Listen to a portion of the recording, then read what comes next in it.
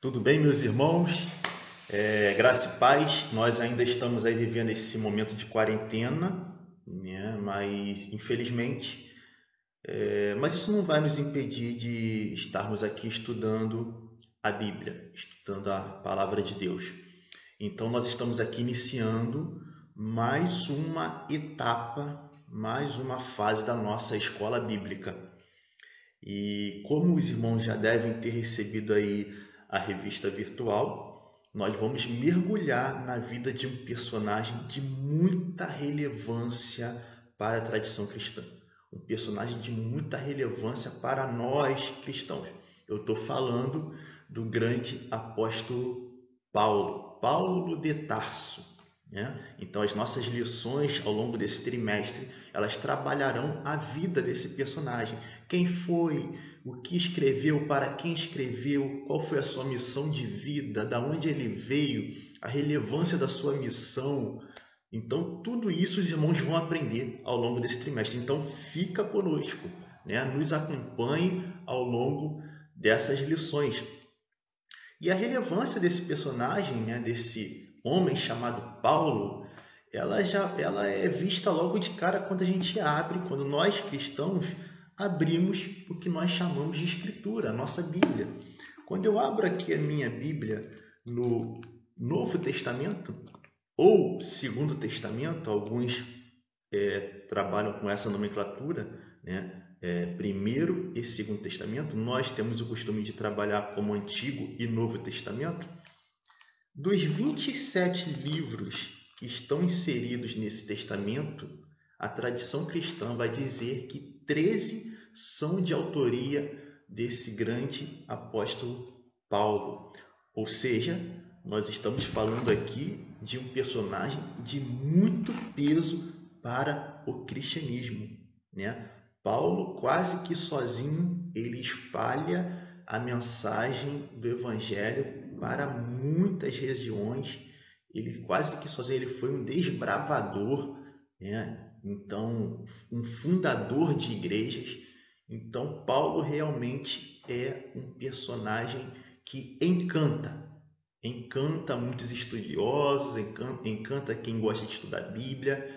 Paulo é um desses personagens que realmente nos encanta. E eu queria começar justamente com essa nomenclatura, Paulo de Tarso. Em Atos capítulo 22, e eu quero destacar algo aqui antes, os irmãos receberam aí a revista e é importante que vocês leiam. O que eu vou fazer aqui é mais uma introdução, uma complementação do que já está escrito aí. Então eu não vou ficar repetindo tudo que está aqui na revista, mas é importante que os irmãos leiam o livro de Atos todo, porque o livro de Atos ele é muito importante para a gente entender, né, quem foi esse personagem Paulo, da onde ele vem. E em Atos capítulo 22, Paulo se apresenta como um judeu nascido numa cidade chamada Tarso. Por isso essa nomenclatura, Paulo de Tarso, né? E é importante a gente entender algo aqui. As características dessa cidade, Tarso. Tarso, ela era uma das cidades principais de uma região chamada Cilícia, né? Então, hoje, atualmente fica ali a região da Turquia. E Tarso era um porto internacional. Tarso estava situado ali nas encruzilhadas das principais rotas de comércio que cortavam essa região da Cilícia, né? Então Tarso era uma cidade muito movimentada, tinham escolas filosóficas famosas que estudavam filósofos gregos como Platão e Sócrates, e Paulo está ali nesse contexto. E Tarso é uma cidade, embora distante, né, de Roma, é uma província romana. Vale lembrar que Roma, nesse período, é como é que eu posso dizer? É o grande império, né, da época, né? É a grande potência, essa é a palavra. Roma é a grande potência da época. Então, Roma expandiu o seu império além da região do centro romano. Então, o que nós tínhamos eram várias províncias. E Tarso, nessa época aí de Paulo, era uma província romana. E Paulo, quando nasce nessa cidade, ele, embora sendo judeu, ele é judeu fariseu, ele tem a cidadania. Agora, isso aqui é importante para a gente. Paulo, ele tem a cidadania romana. Isso é bem interessante, porque ter a cidadania romana significa ter privilégios que outros judeus não possuem, né? Então Paulo vamos lá, ele é um judeu. Que tipo de judeu Paulo é? Ele é fariseu. Eu quero lembrar aqui os irmãos que dentro do judaísmo não existia uma unidade, né? Existiam segmentos dentro do judaísmo.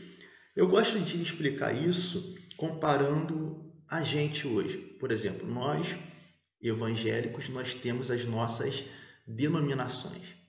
Tem o batista, tem o presbiteriano, tem o metodista. São segmentos que possuem interpretações diferentes em determinado ponto da escritura. Um interpreta assim, outro interpreta assim.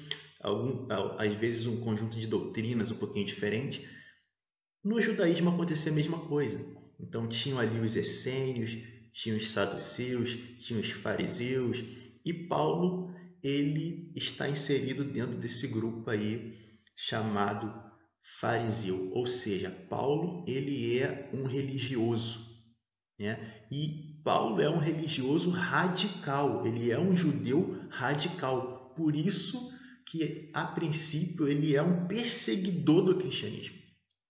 Ele não suporta essa ideia do Messias, né? Ele não acredita nisso, ele é um perseguidor dessa ideia, ele é um perseguidor dos cristãos, ele é um perseguidor de Cristo. Então, o nosso Paulo de Tarso nem sempre foi essa bênção como nós conhecemos hoje, né? Ele teve que passar por um processo de transformação, de conversão. Por isso que o nome da nossa revista é justamente trabalhando essa questão da conversão, né? A conversão que mudou a história aí do cristianismo, porque realmente Paulo ele foi muito relevante para a história do cristianismo, para a história da igreja, tá? Então vamos lá. Tarso é uma cidade que possuem essas escolas, né, filosóficas, e Paulo, no capítulo 22 de Atos, ele fala que ele foi discípulo de um homem chamado Gamaliel. Quem foi Gamaliel? Provavelmente Gamaliel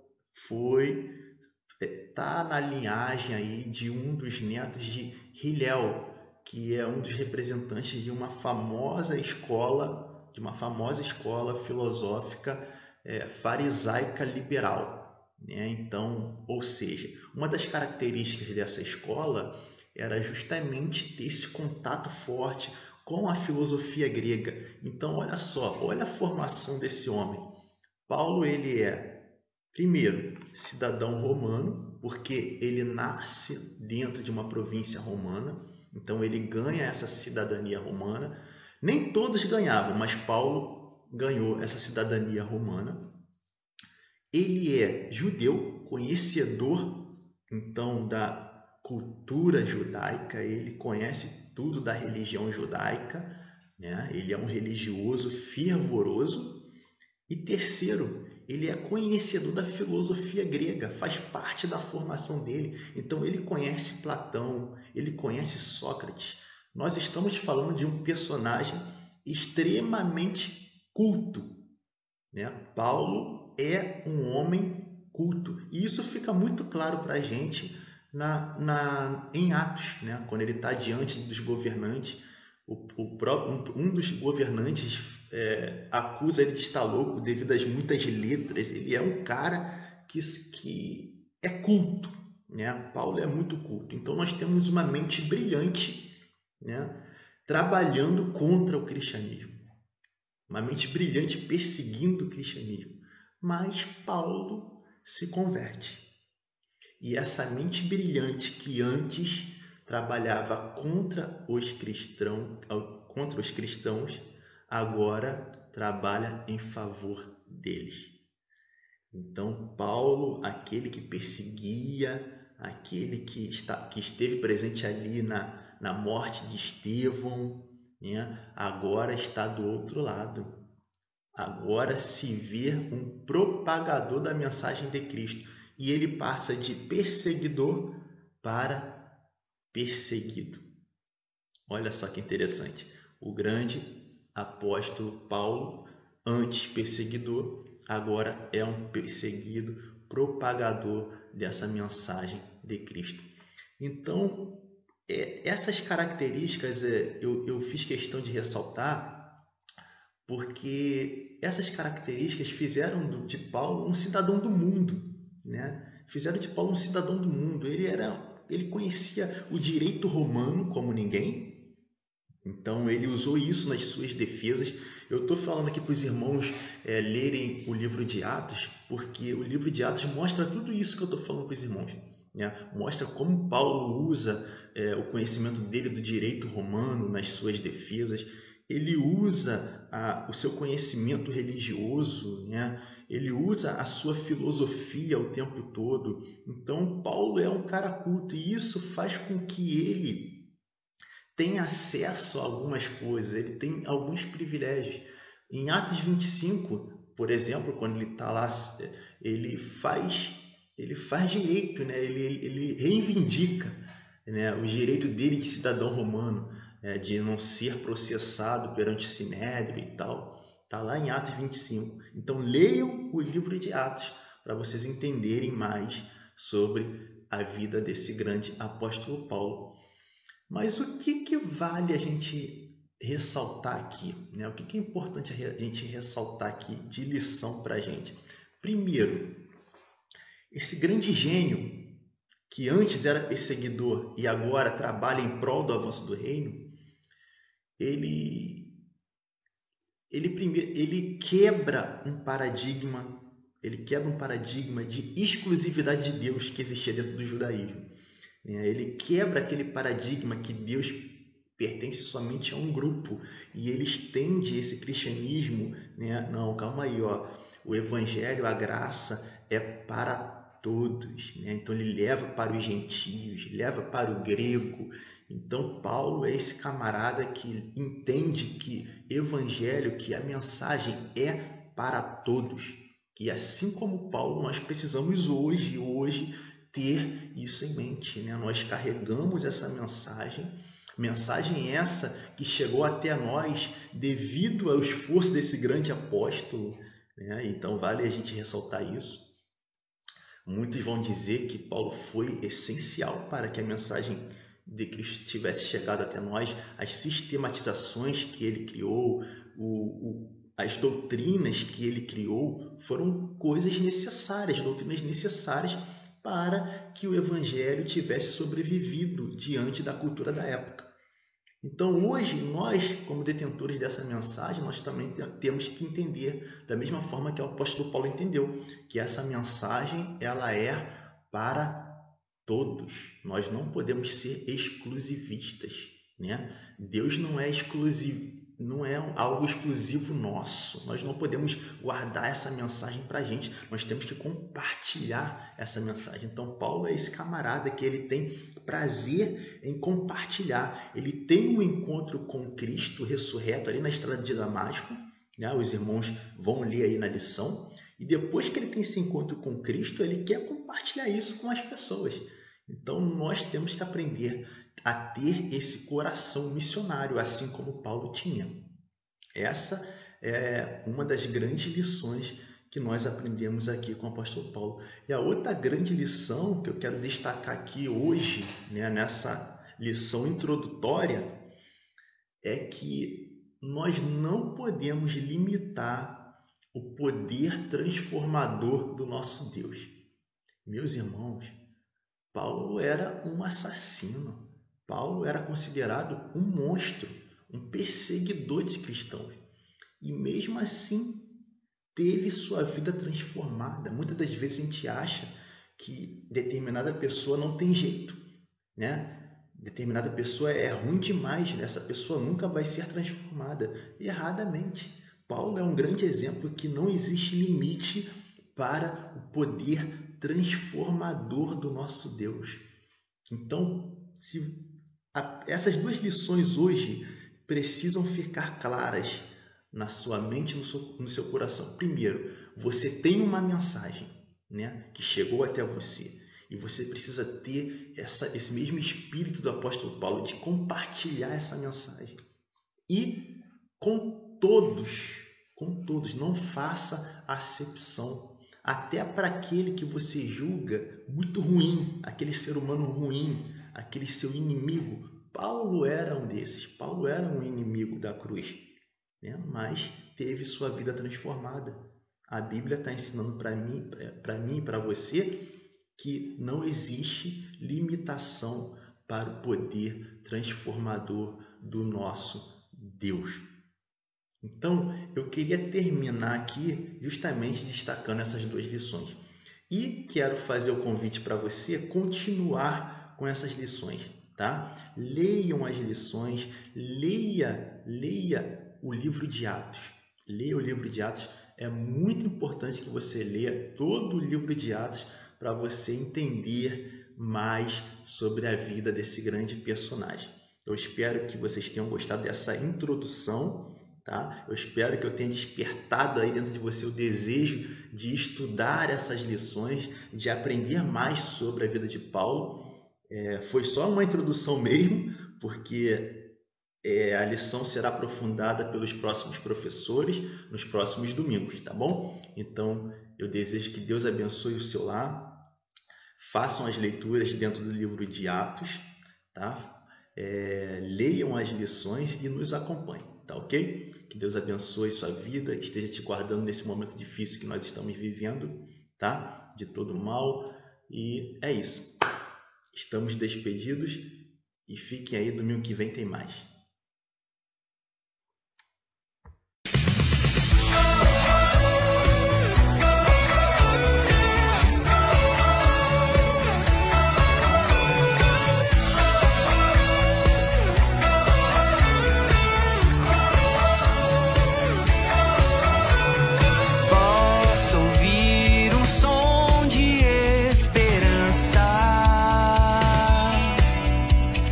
Ele vem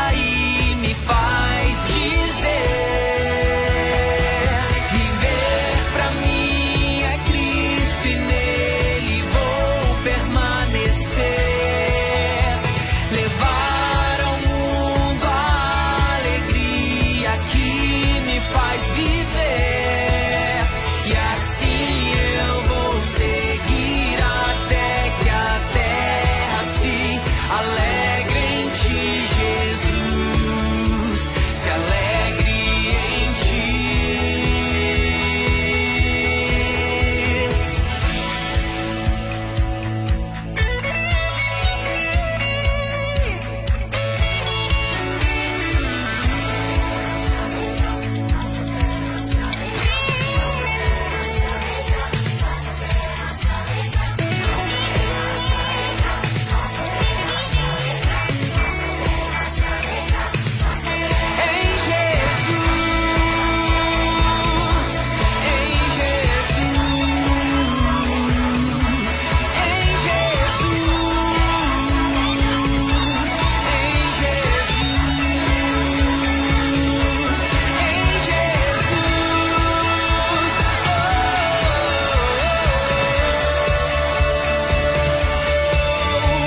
Viver pra mim é Cristo e nele vou permanecer.